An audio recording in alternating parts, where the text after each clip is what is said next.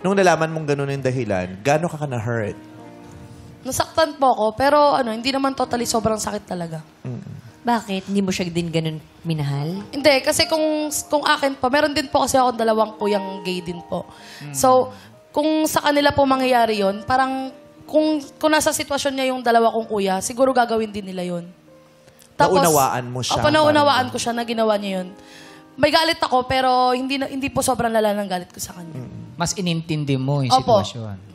Buti Tsaka tawag dito, naintindihan niya kanya kasi alam niya na-expose siya sa ganun dahil may kapatid siya Opo. Oo. Ang hirap kasi talaga ng ganyan. Oo.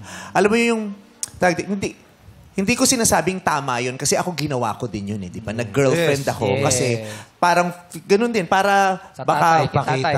maging lalaki ako, maging straight ako.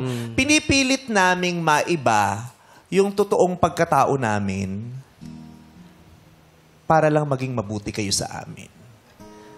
Kasi kung magiging ganun kami, lulukohin nyo kami, aasarin nyo kami, pagagalitan kami sa bahay, pwede kaming itakwil, lalayuan kami, magiging iba ang pagturing nyo sa amin.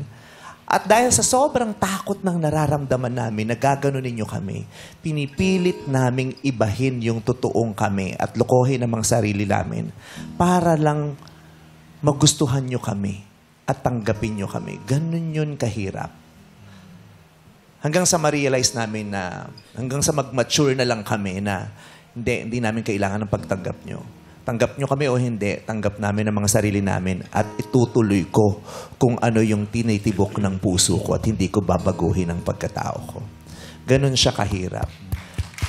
Kaya maraming tulad natin na gumawa nito. But again, that is not right. Hindi tamang gumamit ng ibang tao at makapanakit ng ibang tao para maisalba at maitago mo ang iyong sarili.